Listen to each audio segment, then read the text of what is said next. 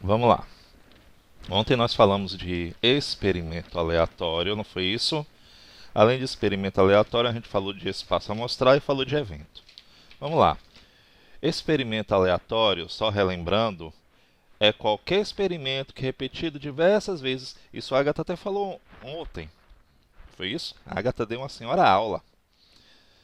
Então, apresenta entre possibilidades resultados imprevisíveis. Então, quando eu tenho uma apresentação de resultado imprevisível, por exemplo, ao jogar um dado ao alto e eu disser assim, olha, qual é a probabilidade de cair o número 1? Então, é imprevisível, eu não sei, pode cair o 2, o 3, o 4, o 5 e o 6. Isso é chamado de experimento aleatório. Ela deu até exemplo de quando não é aleatório. Quando ela falou assim, olha, se eu pegar esse copo aqui e soltar, ele cai no chão, eu tenho certeza que vai quebrar. Isso não é um experimento aleatório. Não foi isso? Pronto. Outra coisa também. Nós falamos sobre espaço amostral. O que é esse espaço amostral? O espaço amostral é o conjunto de resultados possíveis. Então, por exemplo, quais são os resultados possíveis ao se jogar um dado de obter isso, que são isso. Já o evento é um subconjunto desse espaço amostral. Por exemplo, se eu disser assim, olha, se eu jogar um dado, eu quero que caia um número maior do que 2. Maior do que 2, cair um número maior do que 2, esse é o evento que eu quero que aconteça. Então, o evento é um subconjunto do espaço amostral, ok? De um experimento aleatório. Pronto.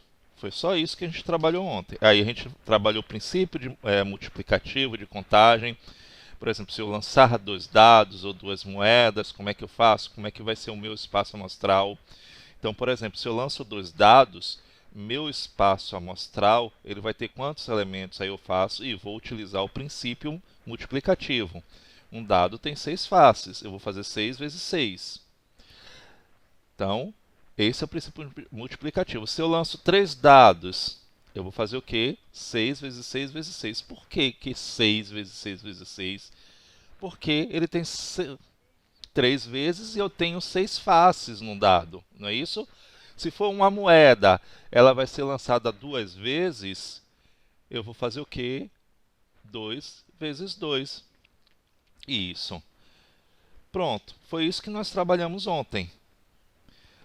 E aí vamos fazer a correção do exercício e responder tirando essas dúvidas. E aí temos aqui o seguinte, na primeira questão. Dê 3 exemplos de experimento que sejam aleatórios e 3 que não sejam aleatórios. Vamos lá. Isso. Muito bem. Não.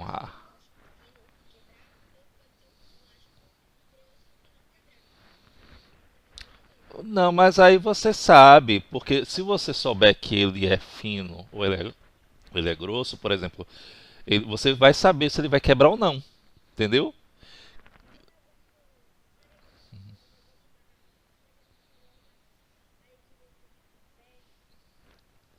Ah, sim, muito bem. Aí eu tenho um experimento aleatório, a garrafinha com a água no fundo, não é isso? Então se eu jogo. Isso, muito bem. Quem viu que ninguém pensa que é um experimento aleatório que é o mais conhecido de todos? Oi, pode falar, Lucas? Não, jogar um gelo no chão não é. Esse daí não é aleatório. Ele vai quebrar. Você sabe o que vai acontecer.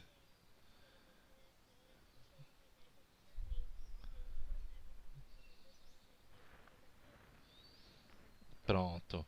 Quer ver um conhecido e ninguém falou? Loteria. Mega Sena.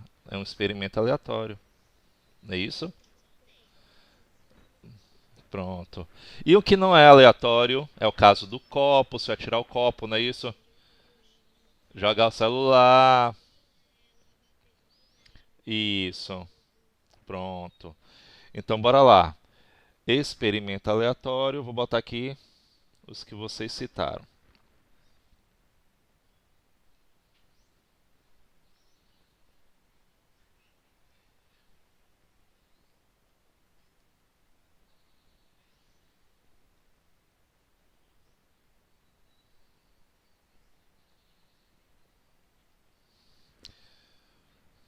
Lançamento de dado.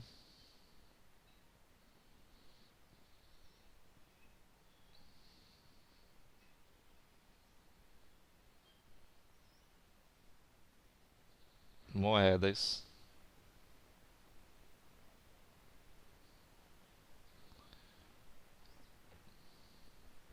Loteria esportiva.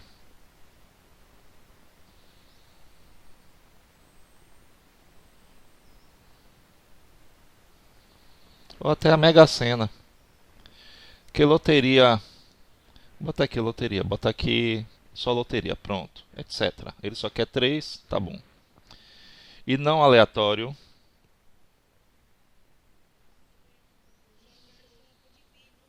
Isso,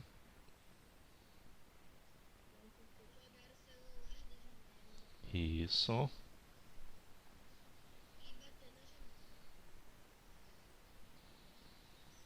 Bater na janela, como assim? Pronto. Pronto. Tem um exemplo aqui, bem clássico. Se você colocar uma pedra, se você estiver na praia, colocar uma pedra e jogar na água, você vai saber se ela vai afundar ou não. É um experimento aleatório? Pronto. Então vamos lá.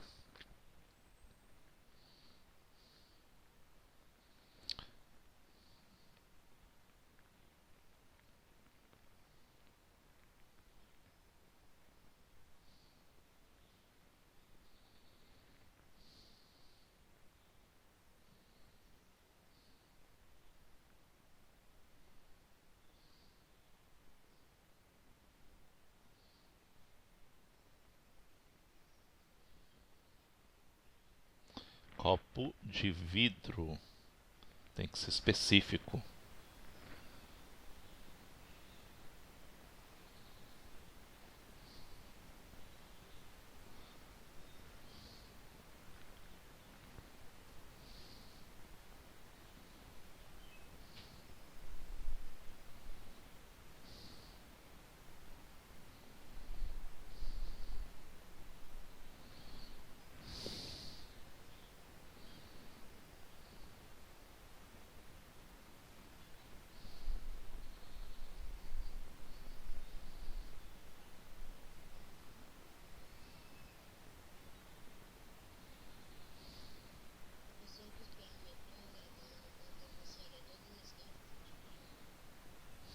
Não.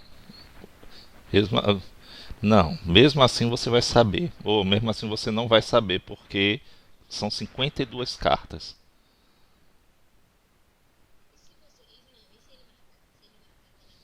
Não, não utilize carta não, porque carta é experimento aleatório.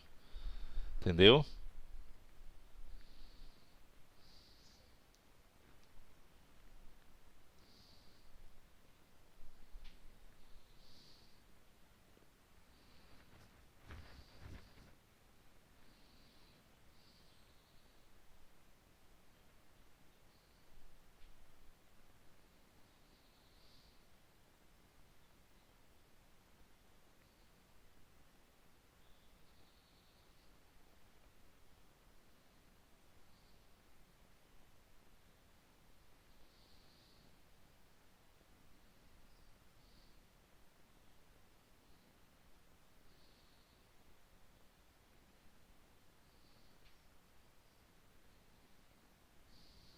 Pronto. Vamos lá. Um casal pretende ter três filhos. Quanto ao sexo das crianças, escreva o espaço amostral usando o M para sexo masculino e F para sexo feminino, ok? Levando em consideração a ordem dos nascimentos. Pronto, então vamos lá. Então vamos ver esse espaço amostral. Então vamos botar aqui. Pronto, deixa eu botar aqui. F, F, F.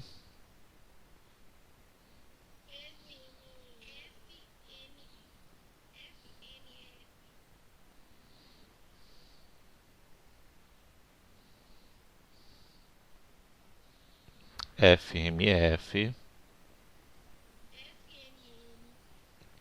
FMM, peraí, FMM, MMM,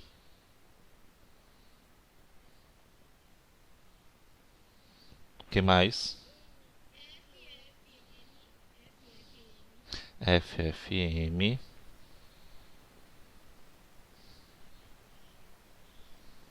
o que mais? MM. Pronto? 1, 2, 3, 4, 5, 6. Faltam dois. MFM.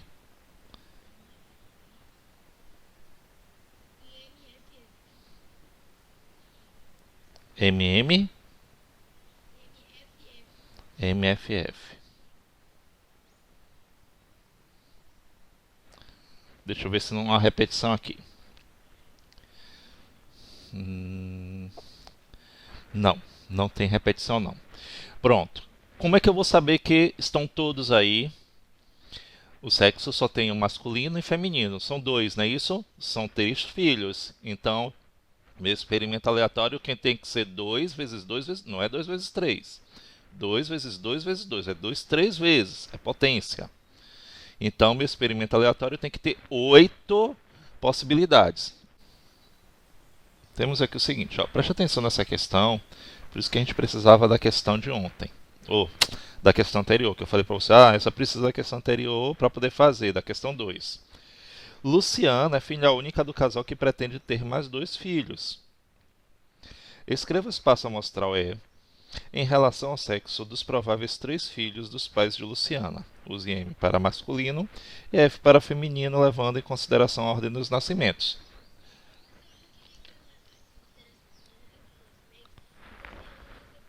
Isso. Muito bem.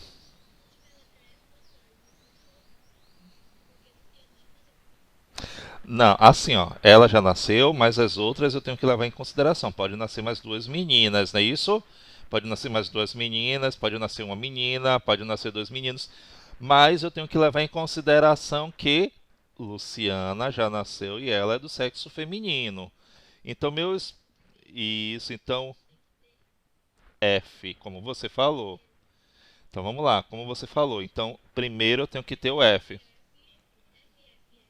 Isso. FM. FMM.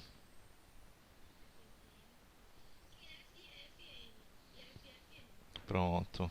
F. FM. FF. Não, FFM, né? Pronto. Pronto. Levando em consideração, primeiro Luciana, que é do sexo feminino, todos os outros estão corretos. Eu tenho 4 possibilidades aí de nascimentos. Muito bem. Parabéns. Isso. Temos aqui o seguinte: Lucas viajou para a praia durante 3 dias. Em cada um desses dias, ele sorteava uma carta de uma urna.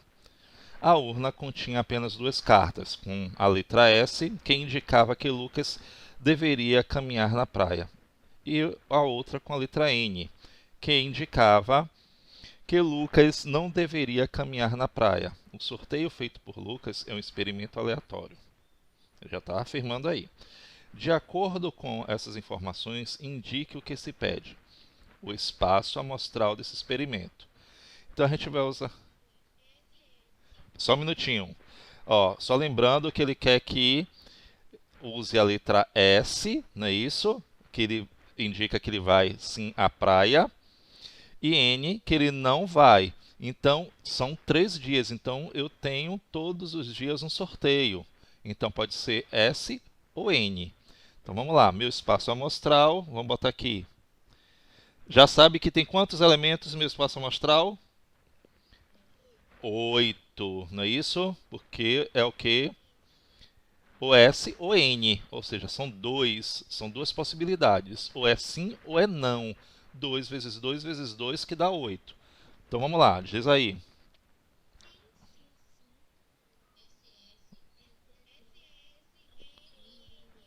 Espera aí, deixa eu escolher um aqui para falar. Deixa eu falar aqui, ó, que Júlia começou, aí ela termina, ok? Para não ficar todo mundo gritando. Depois eu chamo outro. Você respondeu na primeira, Agatha, aí deixa outros para responder, certo? Vai lá, fala aí, Júlia. SNS, SNN, sim. SSN, que mais?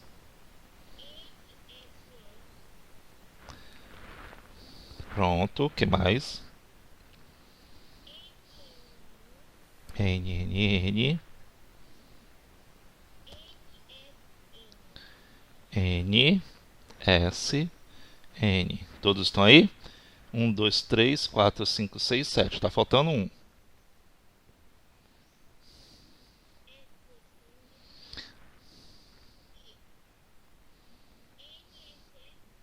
Já foi também.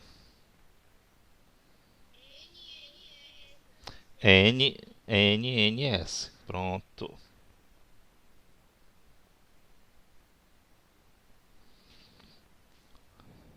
Pronto. Vamos lá. O evento em que Lucas fez caminhada no segundo dia.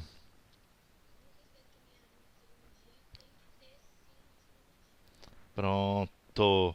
Então, em todos os segundos dias tem que ter um sim. A mesma coisa do de Luciana, que é do sexo feminino, que foi nasceu no primeiro dia, sexo feminino. Então foi F. F em primeiro. Agora, ele no segundo dia, ele caminhou. Quer dizer que no segundo dia eu tenho que ter um S. Então eu vou espalhar as outras letras S ou N nos outros 2 dias, no primeiro e no segundo. Então esse meu experimento vai ter o quê? Pronto. Alguém quer falar? Se não, boto para Agatha. Pedro, Beatriz, Bianca, Lucas, Cauã, Giovana. Alguém quer falar? Renato, Levi. Ninguém? Então bora lá, Agatha. Fala aí. NSS. Repare que todos os segundos dias vão ter um S. Vamos lá. NSN. Que mais? SSS. Pronto, o último. Pronto. Tá aí. Muito bem. Parabéns.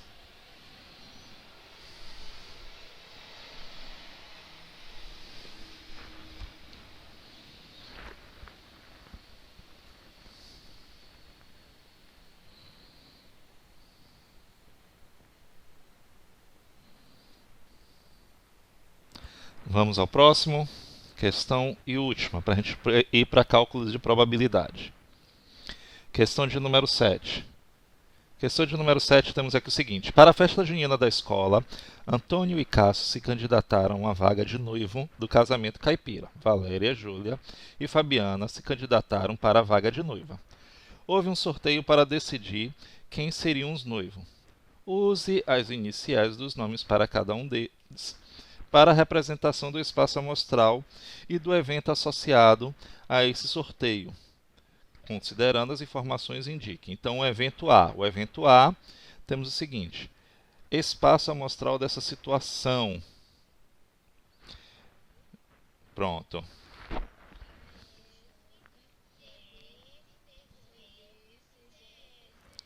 Pronto. Então significa que eu posso ter Antônio e Valéria, Antônio e Júlia, Antônio e Fabiana. Depois Cássio e Valéria. E aí foi, porque ele pede que eu utilize as iniciais. Então, meu espaço amostral vai ser AV. Vamos colocar na ordem. AV. Peraí. AJ. Vamos botar na ordem, gente. AJ, AF. Depois eu tenho isso,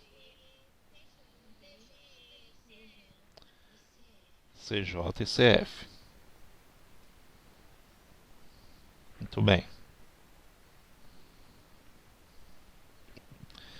O evento em que Júlia não será noiva.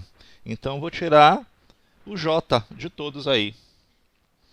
Então vamos lá. Esse evento vai ser o quê?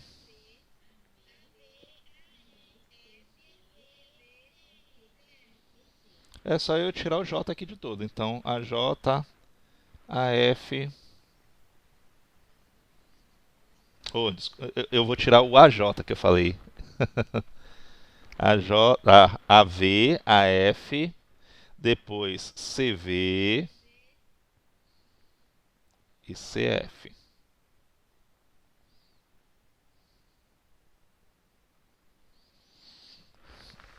Pronto, acabou aí. Vamos para cálculo de probabilidade. Vou esperar.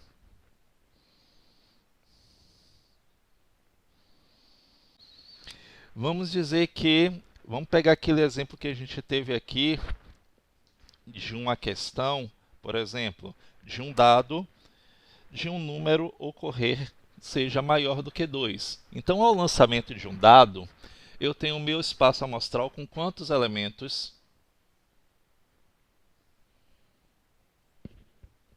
6 elementos, não é isso?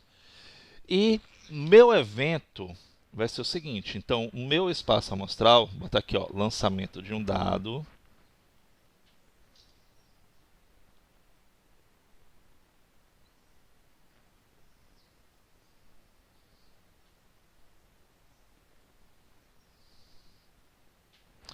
meu espaço amostral é 1, 2, 3, 4, 5, 6. E o meu evento, que eu vou chamar de evento A, é número maior que 2.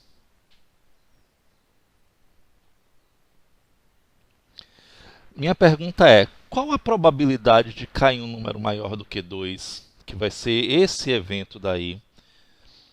A probabilidade para isso, olha aí todos prestando atenção, porque vai ser uma formulazinha, ok? Pedro e tudo mais, que fica aí desatento em relação.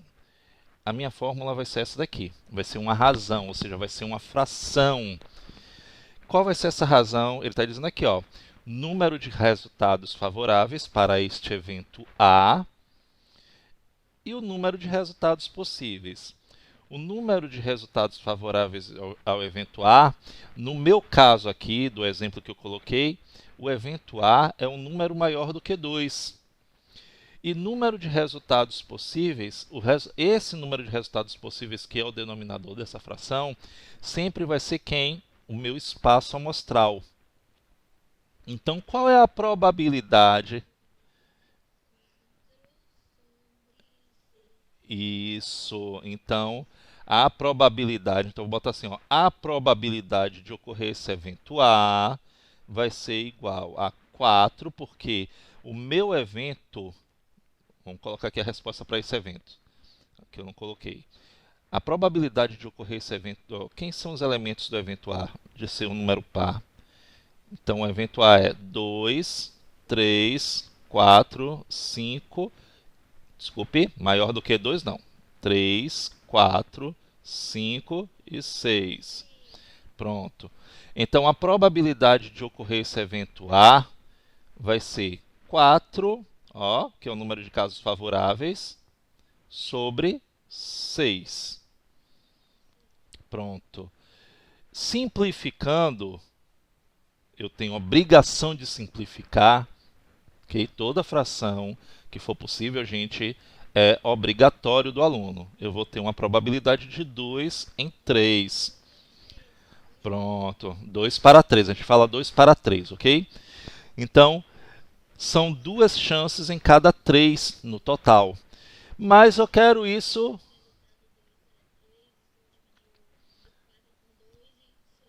Pronto. Professor, e como é que eu transformo isso aqui em uma taxa percentual? Vamos lá. Esse caso aqui é bom porque vocês vão já ver que vai cair uma dízima periódica. Lembram de dízima? Aquela divisão que vai dar um quociente que é infinito, né? Isso. Então, vamos lá. Eu vou pegar aqui o 2 e dividir por 3. 2 não é possível, vai dar 0. 0 aqui no quociente põe uma vírgula, não é isso? Dá quanto agora? 6 vezes 3, 18 para 22. Ó, se você observar, eu vou continuar infinitamente. Ó, 6 vezes 3, 18 para 22. Vou botar 6 de novo. Então, vai dar uma dízima. Professor, sim. E aí, professor, como é que eu vou colocar esse resultado aqui em taxa percentual? Vamos ver quem é que lembra. Como é que eu coloco... Como é que eu transformo um número decimal em taxa percentual? Basta multiplicar esse número daqui por 100. O número decimal por 100 significa uma multiplicação que eu vou deslocar duas casas decimais para a direita. A vírgula sai deste ponto aqui, ó, e vem para cá. Então, minha resposta é 66,6%. Então, a chance de cair um número maior do que 2 ao lançamento de um dado, okay, é de 66,6%. Ok? Então, a gente vai fazendo sempre passo a passo. Vamos lá. Outra coisa também. O que a gente acabou de ver. Um evento certo. Lembra que a gente, quando resolveu aqui a questão de número 5, de ocorrer um número natural,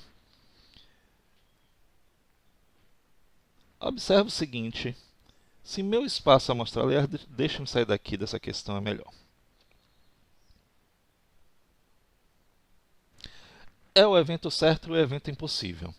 Lembra de ocorrer um número natural? Eu vou continuar com o meu lançamento de um dado. Todo mundo sabe que no lançamento de um dado, eu tenho 6 possibilidades, 6 possíveis. Vai ser de 1 até 6. Qual a probabilidade de cair um número natural?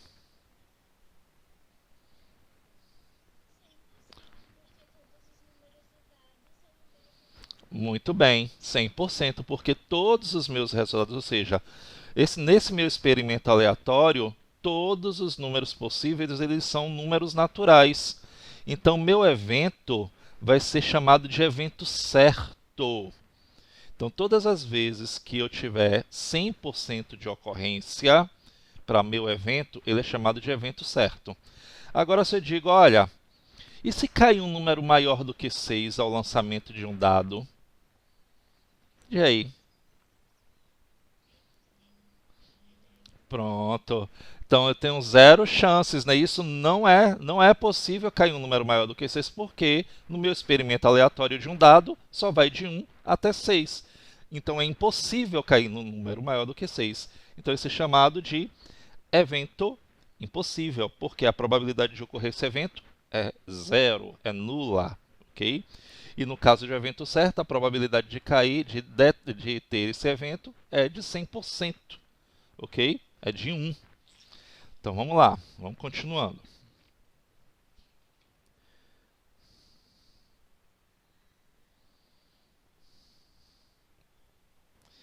A probabilidade de não ocorrer um evento. Agora vamos observar o seguinte, olha só. Ao lançar o dado honesto, vamos pegar esse exemplo daqui. Qual é a probabilidade de a face voltada para cima ser o número 4?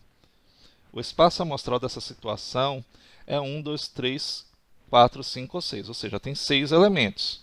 Há apenas uma possibilidade de que a face voltada para cima seja o número 4, isto é, apenas um elemento desse evento. Portanto, a probabilidade de ser voltada para cima ser o número 4 do lançamento é de 1 em 6. Lembra? Então, como é que eu calculo mesmo a probabilidade? A probabilidade é o quê? Um número de resultados favoráveis sobre quem? Um número de resultados possíveis. Se eu só tenho um número 4, então, nesse caso, eu vou ter um elemento em 6. Então, vai ser de 1 para 6. Então, a probabilidade de ocorrer qualquer evento no espaço amostral é 100%, ou seja, 1. Para esse 100% e eliminar a probabilidade de ocorrer ocorrer o número 4, dizemos que a probabilidade de não ocorrer esse evento é um evento complementar. Então, se eu digo assim, olha, nesse caso daqui, como é que eu vou calcular o evento complementar? Eu quero que vocês pensem da seguinte maneira. Vamos pegar aquele exemplo anterior, de um número maior do que 2. Deixa eu anotar aqui. Meu evento é que seja sempre no lançamento do dado, ok, gente? Do dado honesto. Meu evento é de um número que seja maior do que 2. Qual foi a probabilidade que a gente encontrou mesmo de ocorrer esse evento? Pronto. Mas vamos primeiro na fração. Qual foi a forma fracionária? Maior do que 2 foi 4 em 6, não foi isso? Que é o mesmo que 2 para 3, ou seja, de 2 em cada 3. E qual a probabilidade de não ocorrer esse evento? A probabilidade de não ocorrer esse evento é chamado de evento complementar. Como é que eu vou fazer isso então, professor? O evento complementar, a gente já sabe, é aquele que não vai ocorrer. Como assim não vai ocorrer? Eu disse inicialmente o que? De ocorrer um número maior do que 2. Quantos elementos eu tenho que não são maiores do que 2? Então, qual seria a probabilidade?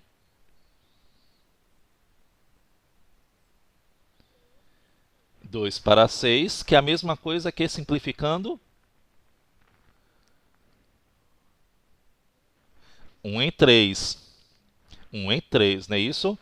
Agora preste atenção que a gente vai encontrar essa probabilidade, a gente já sabe qual é a resposta. A gente vai encontrar essa probabilidade fazendo cálculo, que é o complementar.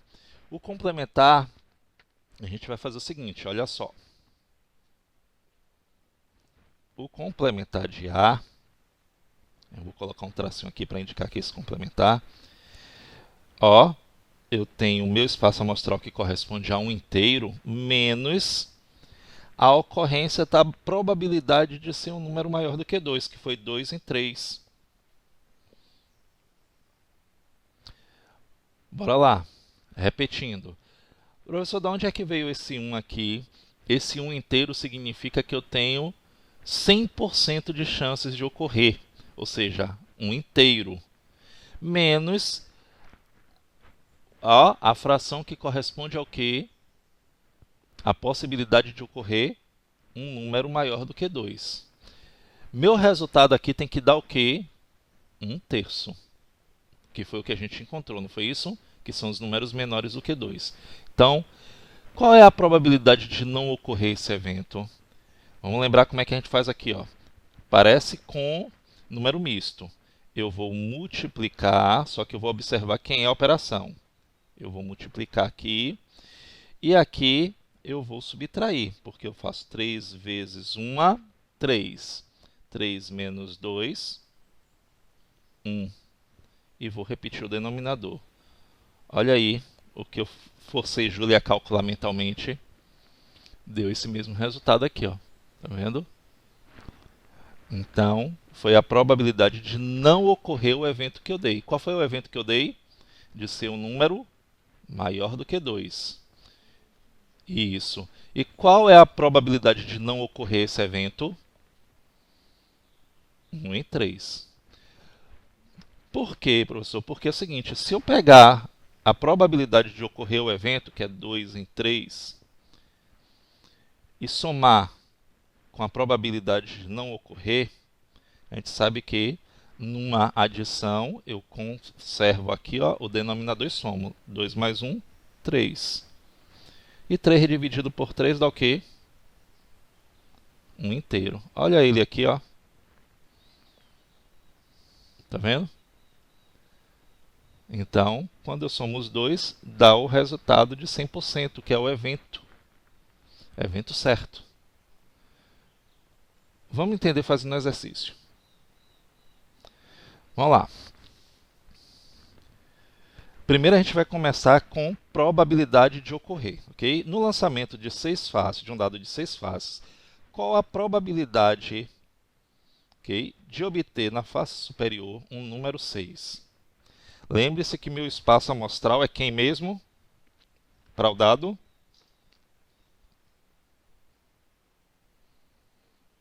Isso. 0, 1, 2, 3. Só vou botar aqui para vocês não esquecerem. 4, 5 e 6. E aí vocês vão calcular. Meu evento A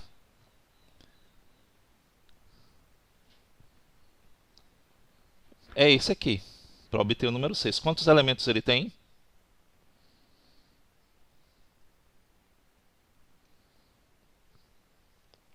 Nenhum. Aqui. O número 6, um só. Lembrando, vamos lá, como é que calcula mesmo a probabilidade de ocorrer esse evento? Número de casos favoráveis, não é isso? Oi? Não, 6 em barra de 6, número de casos favoráveis, eu só tenho um. 1 em 6.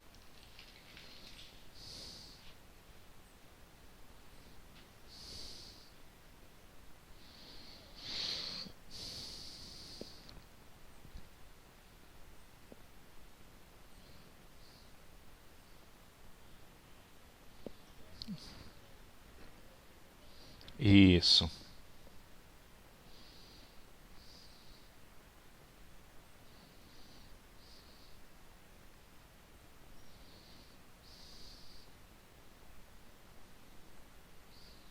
Todo mundo já sabe que aqui maior do que 2 vão ser 3, 4, 5.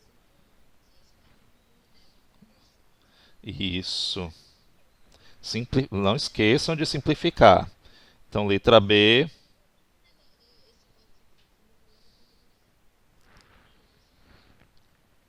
que é 2. Tem problema sim, Pedro. A gente está calculando probabilidade. A gente não está fazendo frações. Então, eu tenho que informar que é uma probabilidade.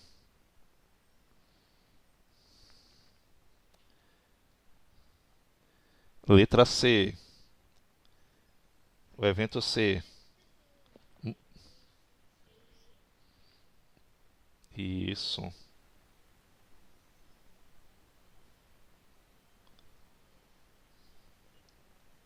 Qual vai ser a probabilidade?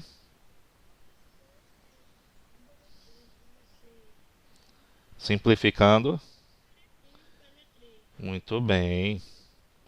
De um número ser maior do que 6. Qual é o meu espaço amostral?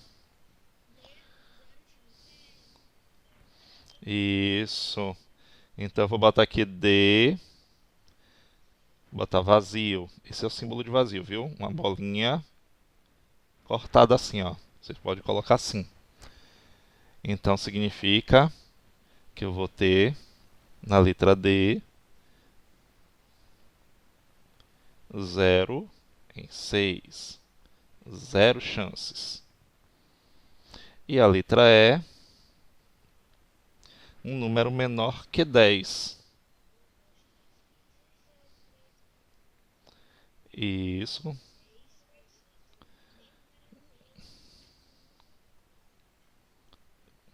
Fica um inteiro. Não precisa colocar um para um, não. Deixa eu botar ali o meu espaço não, o meu evento. 1, 2, 3, 4, 5 e 6. Então o evento é. Eu vou ter 1, 2, 3, 4, 5, 6. Ou seja, 100%, não é isso? Fácil, né?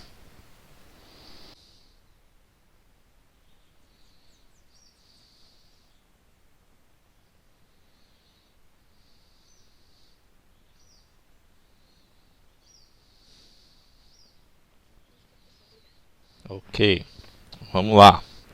Então temos aqui o seguinte: uma urna tem 60 fichas, das quais 4 são vermelhas e 6 são amarelas. Retira-se uma ficha ao acaso. Determine a probabilidade de ser retirada uma ficha vermelha. Qual é a probabilidade? Ah,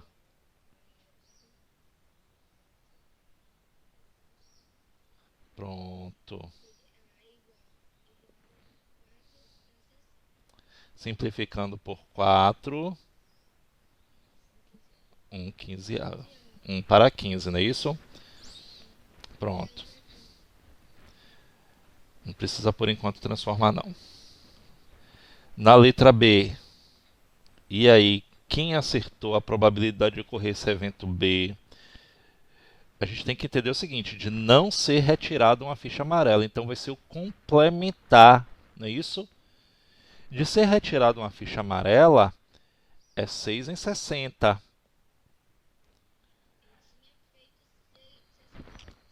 Mas é isso, é o complemento. Eu vou fazer 60 menos 6.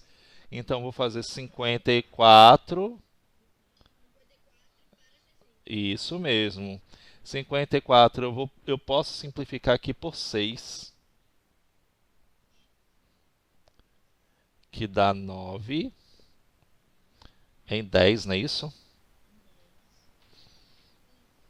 Mas para a gente não enferrujar, vamos transformar os dois aí em taxa percentual. 1 em 15. Vamos pegar aqui, ó. 1 dividido por 15, para não perder o ritmo. Não dá, não é isso? 0, 0, vírgula. Continua não dando. 0 de novo, 0. E aí eu vou dividir. Número que multiplicado por 15 chegue próximo de 100. Oi? Dá 6, porque dá 90. 90 para 100, 10. Ó, vou botar 0, aí vai dar 6 de novo. A partir daí vai dar um dízimo, ó. Que vai dar 10 o tempo inteiro, tá vendo? Então isso aqui dá 0,066. Só que a gente precisa o quê? Multiplicar esse resultado por 100. E aí você já sabe, quando eu multiplico por 100, eu corro duas casas decimais. Dá quanto aqui? A vírgula. Pronto. Porcento. Transforma aqui esse 10. Aqui já não precisa. A gente sabe que aqui vai dar 0,9, não é isso? Porque é decimal, uma casa decimal. 9 dividido por 10 dá 0,9. Quando eu multiplico por 100, o que a gente faz aqui? Eu vou correr duas casas decimais, então eu vou precisar de um zero aqui, ó. Então a vírgula vem para cá. Então isso aqui significa que é o quê? 90%. Para essa aqui, ó, para estatística, gente, não vai ter cálculo. É só a questão da leitura mesmo, interpretação, certo? Então vamos entender o que é essa tal de estatística para poder compreender. Então temos aqui, estatística constitui um ramo da matemática que, além de proporcionar métodos de estudos e nos auxiliar e tomar decisões, se ocupa de coletar, organizar, representar e analisar as informações envolvidas em uma pesquisa. Podemos apresentar informações de muitas maneiras, como tabelas, gráficos ou medidas estatísticas. Isso vocês veem muito agora, quando a gente está falando o tempo inteiro do coronavírus, que vocês veem aquelas tabelas, não é isso? Aqueles gráficos estatísticos. Na época de eleições, que vocês veem aquelas pesquisas estatísticas sobre candidatos. Então, esta parte daí da matemática vai se utilizar muito, ok? Vai ser muito, muito, muito importante para essas coisas aí. Então, esse campo, além de fundamental nas áreas econômica, política e acadêmica, está presente em muitas situações do cotidiano, desde uma pequena tomada de decisão pessoal até nas decisões mais amplas que envolvem toda a sociedade, como é o caso das pesquisas que envolvem o coronavírus, não é isso? Ou, no caso que envolve política, as eleições. E aí vamos para o processo estatístico. Para acontecer tudo o que a gente vê lá no jornal, na televisão, aquelas tabelas, aqueles gráficos, existe uma coisa por trás antes, ok? Que é todo esse processo, de como é que ele é realizado. Então vamos lá. Então temos aqui o seguinte, os passos que compõem um processo estatístico são eles. Primeiro, realização de um estudo daquilo que se propõe a obter resultados. Okay? Então, por exemplo, eu quero pesquisar na sala do 6º ano quantos alunos utilizam um tênis amarelo. E aí eu vou fazer minha pesquisa, vou lá, vou contar quantos são, ou vou contar de todas as cores. Então, ou eu posso fazer assim uma pesquisa de quais são as cores mais utilizadas pelos alunos do 6º ano em relação ao tênis. Então, a gente vai fazer toda uma pesquisa a respeito disso. Vamos coletar os dados aí, a segunda parte. Elaboração de uma pesquisa, não é isso? Eu vou pesquisar, coletar dados, aí depois eu vou organizar esses dados dessas pesquisas. Depois, 4, analisar e apresentar os resultados dessa pesquisa. Então, eu posso apresentar através de uma tabela ou de um gráfico. Então, antes de publicar o livro nessa editora, é feita uma pesquisa, é feita uma leitura por um profissional para detectar possíveis erros de digitação, conceitos e outros. Para determinado livro, esse profissional registrou o número de erros em cada 20 páginas da obra. Observe nessa etapa como foi feita a pesquisa e uma coleta de dados. Então, eu tenho o número da página e a quantidade de erros. Então, por exemplo, na página 1 teve 6 erros, na página 2, 6 erros, na página 3, 3 erros, na página 4, 5 erros, e aí vai.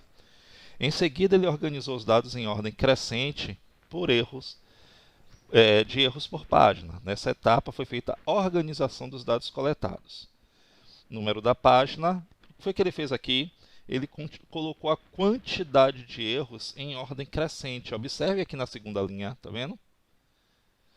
Então, começou, ó, a quantidade igual. Não foi nem crescente, foi isso? Ele colocou a página crescente, colocou a quantidade que tem mais. Então, eu tenho 6, 6, 3, 5, 4, 1 e tudo mais. Vamos lá. Não é nessa daqui não, desculpe, gente. É essa daqui. Colocou a quantidade de erros em ordem crescente. Tá vendo? Então, 1, 3, 3, 3. E aí ele construiu uma tabela onde ele colocou a frequência de erros. Então, eu tenho quantidade de erros por página, 1, 3, 4, 5, 6. Observe que um erro aconteceu apenas em uma página, que foi a página 6. Ok? 3 erros aconteceu em quantas páginas? 1, 2, 3. Observa aqui, ó. Então, ó, tá vendo? Em 3 páginas. Isso, 4 erros. Ocorreu em quantas páginas? 2 páginas. Isso daqui a gente chama de tabela de frequência. Então, 5 erros. 1, 2, em 2 páginas, tá vendo? E aí vai.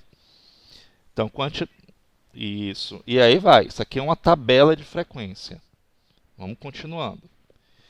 E aí, a gente parte para os elementos de uma pesquisa estatística. Essa parte daqui é rapidinho, é só interpretação mesmo. Quais são os elementos de uma pesquisa estatística? População. Uma população é formada por um conjunto de elementos envolvidos em uma pesquisa e que possui pelo menos uma característica comum. No caso do exemplo apresentado, a população é o conjunto de livros produzidos pela editora.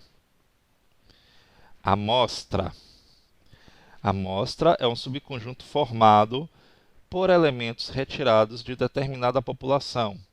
A amostra, por exemplo, anterior, é o livro de 20 páginas. Variável é a característica estudada em uma população para ser classificada em qualitativa ou quantitativa. A variável é qualitativa quando seus valores são expressos por algum atributo da população. Ok? Por exemplo, classe social, estado civil, a cor da pele. E quantitativa quando seus valores são expressos por valores numéricos, como, por exemplo, massa, número de pessoas na família, idade ou nota obtida numa prova. No caso do exemplo anterior, a variável é o número de erros por página, que é uma variável quantitativa. E frequência, o que eu falei para vocês na página anterior também, é o número de vezes que cada valor é apresentado. Então, essa daqui é uma tabela de frequência. Então, por exemplo, por que tabela de frequência? Porque 4 erros ocorreram em quantas páginas? Em 2 páginas. 9 erros, ó, ocorreram em quantas páginas? Se você observar aqui, ó, em 3 páginas. Então, isso é uma tabela de frequência. Ok? Então, vamos lá. E aí a atividade vai ser bem fácil. Por quê? Porque ele só quer que você diga o seguinte: classifique as variáveis a seguir em qualitativa ou quantitativa. Lembrando, o que é qualitativa? Quando os valores expressos por atributo da população pesquisada. Por exemplo, quando fala sobre classe social, estado civil, cor de pele. E quantitativa, quando os seus valores são numéricos. Então, por exemplo, letra A, o número de telefones de uma lista telefônica é quantitativa ou qualitativa? Isso mesmo. Então, façam aí essa questão 13. Você só vai dizer se é quantitativa ou qualitativa. Então, letra A, quantitativa.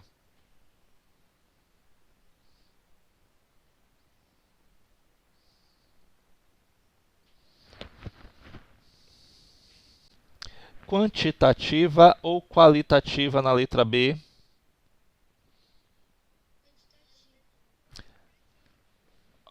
As cores do tênis usado pelo aluno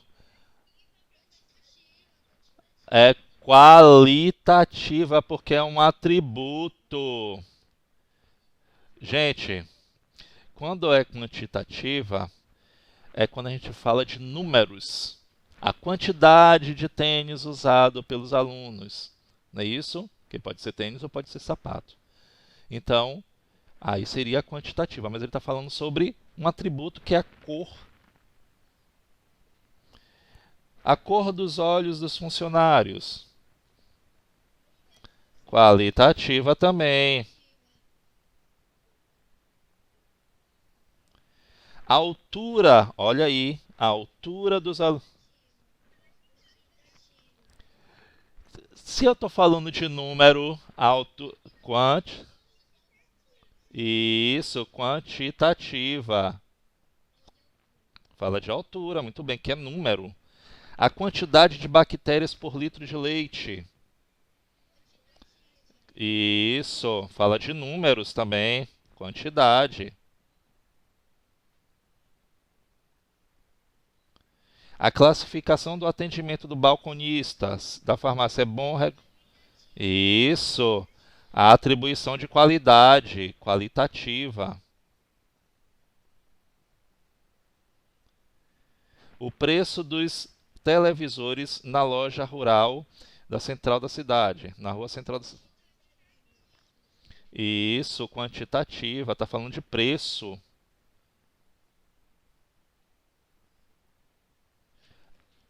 A quantidade de filhos dos profissionais. Isso, quantitativa.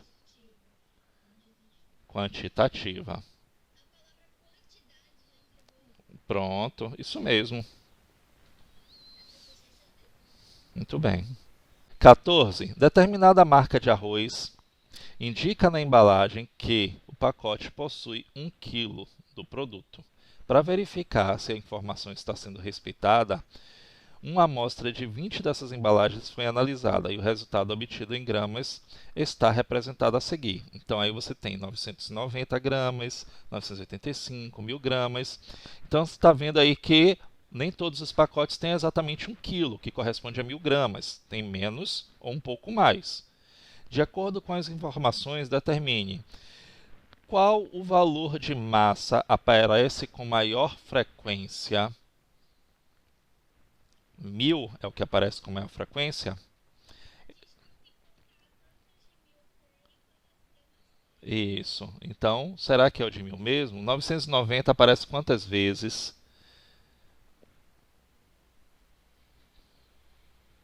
Duas vezes, não é isso?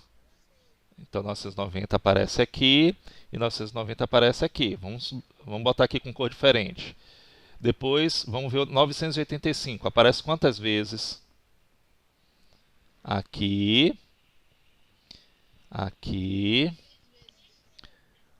aqui e aqui. Quatro vezes, ó. Quatro vezes. Será que é 1000 mesmo? 1000. Uma, duas, três, quatro, cinco. Ó, 1000 aparece já cinco vezes. 980. Um, dois, três. Pronto. Vamos lá, o próximo. O próximo, vamos ver aqui. 1005. Uma vez. Ah, sim, sim, não marquei não. Então chegam seis. Vou botar ele aqui de novo.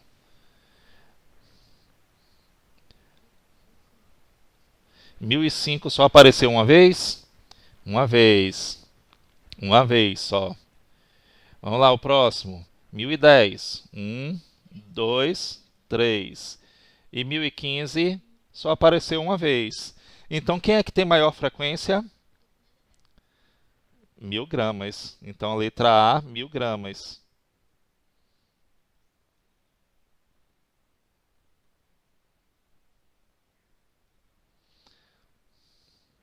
A massa do pacote que possui frequência 2. Quem é que aparece apenas duas vezes?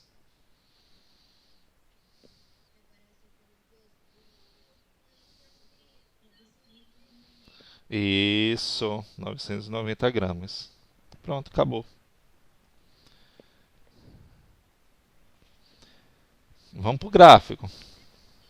Aham. A gente não tem cálculo. Aqui a gente vai ser também sem cálculo. A gente só vai aprender os tipos de gráficos existentes. E a gente finaliza esse livro. Vamos lá?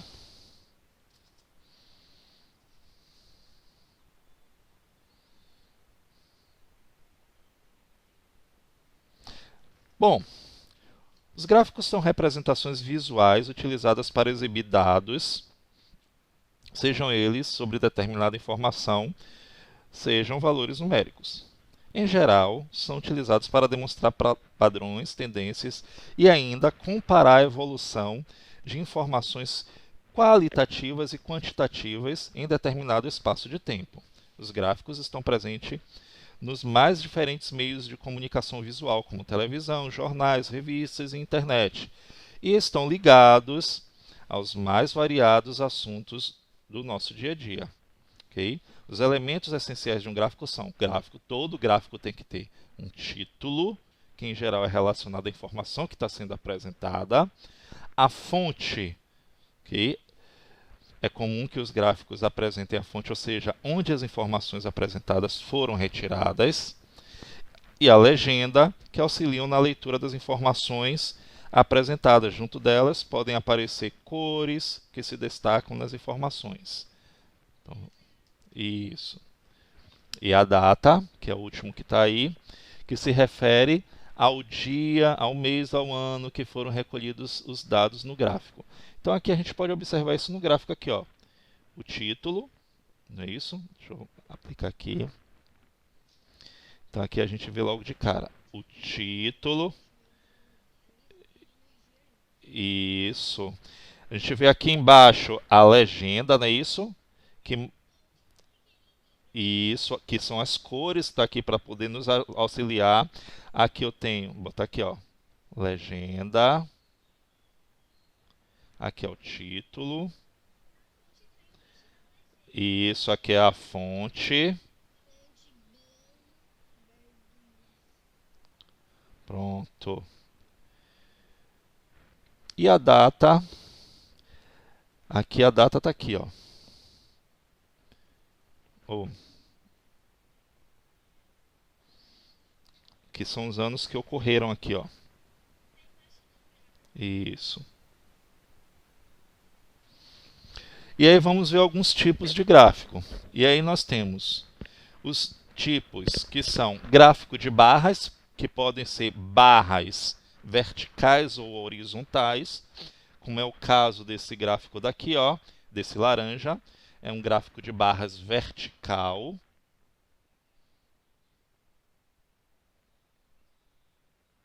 Um gráfico de barras horizontais. Aqui a gente não tem muita coisa para falar não, ok? É só analisar mesmo, que são os tipos. O gráfico de linhas. Olha só o gráfico de linhas. Você vai ver da mesma maneira, ó. O título. Tá vendo? A fonte, que são dados elaborados para fins didáticos.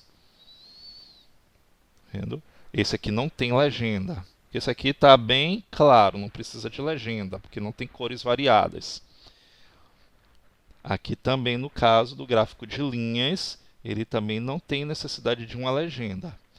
Tem um ano, okay? A fonte está aqui, ó. Área Territorial Brasileira, Rio de Janeiro, IBGE 2018, que foi a fonte pesquisa. O título e tudo mais. Gráfico de linhas. Para um gráfico de linhas, eu tenho sempre, e gráfico de barras, eu tenho sempre os eixos, uma coisa que tem que chamar a atenção. Okay? O eixo, ó, vertical e horizontal. Então, para construir um gráfico, eu sempre preciso começar por esses eixos. O eixo vertical, que são essas duas retas, que depois a gente vai estudar no livro 4. Quem são esses eixos e como é que eles vão funcionar. O gráfico de setor e circular, que às vezes também são chamados de gráfico de pizza. Então, você vai ver da mesma maneira. Aqui também é intuitivo, não precisa ter legenda. Aí você tem o que? A fonte. Os dados aqui, que estão bem claros, por isso não precisa de legenda, o título e o ano que ocorreu. Isso. Bom, aqui o fluxograma, como é realizado, a gente vai estudar depois. O fluxograma, gente, isso, é um algoritmo. Como é que ele vai funcionar? Para um fluxograma, o que é um algoritmo? A palavra algoritmo significa como se faz. Okay? Então você pode usar o algoritmo, por exemplo. Quer ver um exemplo bem clássico de um algoritmo? Quando você pega a receita de um bolo. Aquilo é um algoritmo. Entendeu? Porque ele vai lhe dar passo a passo como se fazer um bolo certinho. Então, para poder construir um algoritmo como esse daqui, eu preciso de algumas informações importantes. O retângulo, ok, com os cantos arredondados, significa que é o início e o fim de um processo. Então, por exemplo, ele deu aqui, ó, o início é como estudar. Entendeu? Então, para construir o fluxograma de como estudar, eu vou ensinar passo a passo aqui para vocês. E aí vem o losango, que apresenta as informações e decisões que devem ser tomadas antes de seguir para a próxima etapa. Então, já compreendi, então vocês podem usar esse fluxograma aqui justamente para trabalhar e estudar matemática. Já compreendi o assunto, e aí eu vou para duas etapas. Caso sim e caso não. E aí tem os retângulos que comunicam quais são as ações que devem ser seguidas. Se for sim, eu entendi o assunto, eu vou fazer os exercícios indicados para casa. Se eu não entendi, vou consultar o material disponível, o caderno do aluno, as anotações de aula. E no YouTube, a aula de matemática também, para poder assistir mais uma vez e ver se entende. Pronto. Então, se for caso não, eu vou voltar e estudar para voltar de novo para o retângulo e entender o assunto e fazer os exercícios. E aí eu vou para mais uma tomada de decisão, ok? Que é o retângulo aqui. Tive alguma dúvida sobre o assunto? Se sim, eu vou anotar a dúvida e perguntar para o professor na próxima aula. Se caso não, e aí ó, eu vou ter o retângulo com os cantos arredondados, que significa que é o fim do processo, ou seja, terminei os estudos. Então, Olha aí, um fluxograma bom para estudar. Aqui também. Isso aqui, ó. Outro fluxograma aqui como exemplo. E o infográfico, geralmente a gente vê muito em revistas. Olha só. E o que é esse tal de infográfico? É uma maneira de apresentar informações por meios de elementos gráficos visuais. Então aqui, isso, ele mostra um infográfico. Geralmente a gente vê isso muito em revistas, okay? Que levam 2 páginas, da mesma maneira que a gente está vendo aqui no total. Isso, muito bem, isso aí. Então esse tipo de comunicação é utilizada por jornalistas como complemento ou síntese ilustrativa de determinado assunto. Então, aqui ele está falando sobre o número de expressos, de cafés expressos. Então, aí é todo tipo produzido de café. Então, a gente vai observar isso aqui. Qual é o que? Os tipos de grãos de café. Então, aqui no infográfico ele mostra tudo e ele mostra com elementos gráficos, ou seja, imagens. Então, os tipos de grãos de café, ok? Aqui ele está mostrando através de uma xícara a área plantada de café por estado. Quem planta mais café? Minas Gerais, está vendo? Espírito Santo, São Paulo, Bahia, também uma pequena porção aqui. Aqui ele fala o que? Sobre o consumo mensal de café por família no Brasil. Quem consome mais café? Olha aí, Rondônia, depois Minas Gerais, Santa Catarina, Pará. Então, a gente nem aparece aqui, Bahia nem aparece. Os diferentes grãos, ok?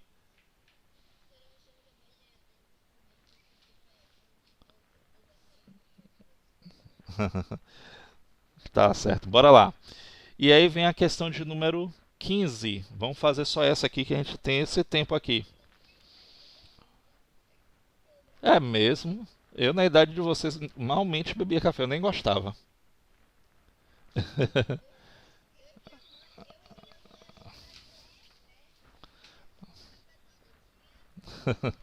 Vamos lá, vamos fazer essa página daqui, para a gente não perder esse tempo. Bom, página 78, abre aí. Observe o gráfico abaixo e responda aos itens a seguir. Então, temos aqui um gráfico. A gente está vendo o título, não é isso? Está vendo aqui que é um gráfico de quê? De linhas, não é isso? Também. A gente vê o ano, vê a fonte. Bora lá. Vamos responder aqui. Que tipo de gráfico é esse? Estou vendo se vocês estão atentos. Qual é? Muito bem, gráfico de linhas. Botar aqui.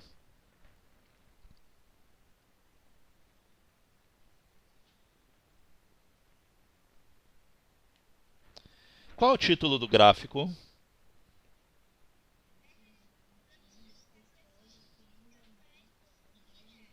Pronto, taxa de analfabetismo.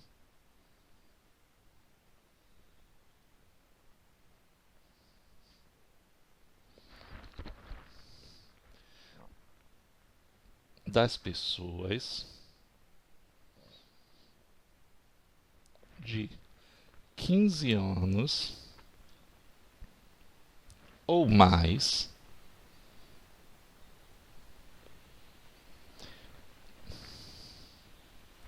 de idade no Brasil, 1940, 2010. Isso é todo o título. Considerando o eixo horizontal, vamos ver, qual é o eixo horizontal? É onde aparece o que, o eixo horizontal? Eu pulei alguma coisa aí. Ah, tá certo. Considerando o eixo horizontal e o vertical, o que apresenta cada um deles? Bora lá. No eixo horizontal,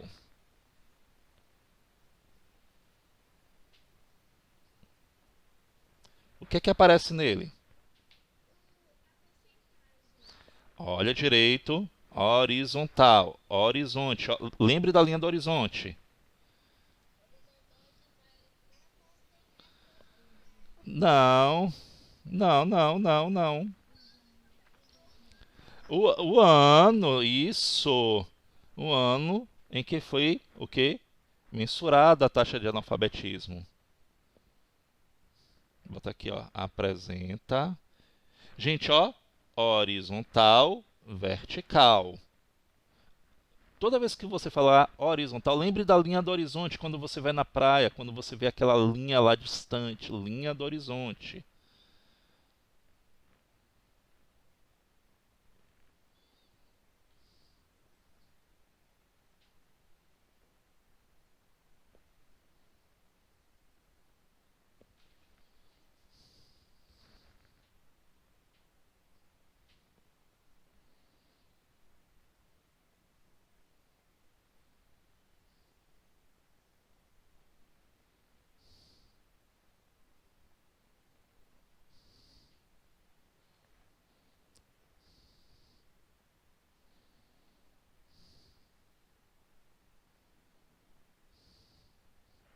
E no eixo vertical, isso, apresenta o percentual de analfabetos. Bota aqui, ó, eixo vertical.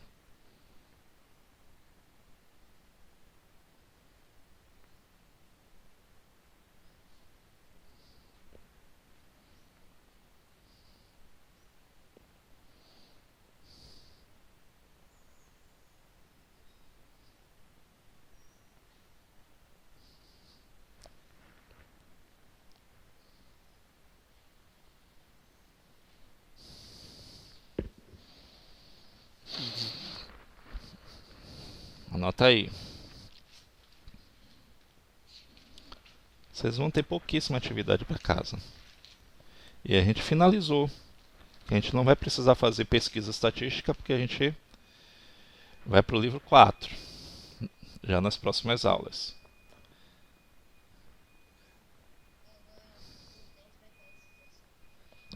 Sim.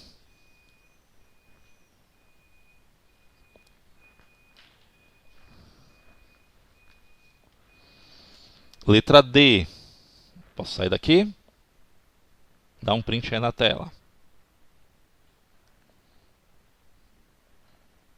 Só para a gente concluir.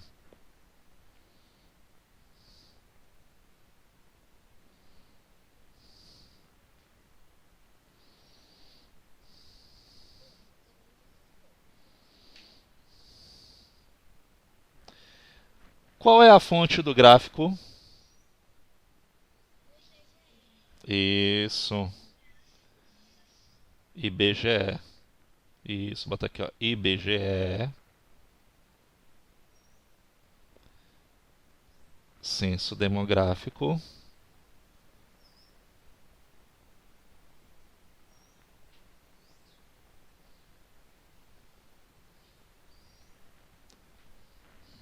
Em 1940 a 2010.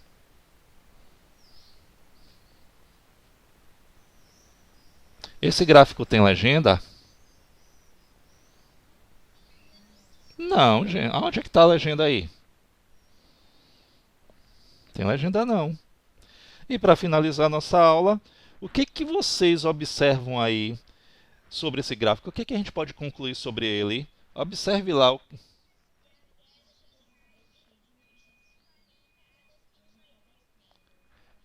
E diminuiu, não é isso? Pronto, é só isso. Isso.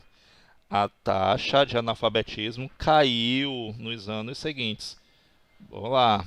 Que a taxa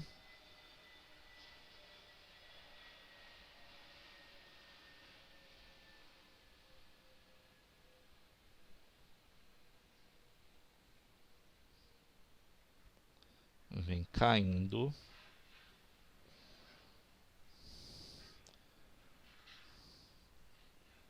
nos anos em que houve a pesquisa.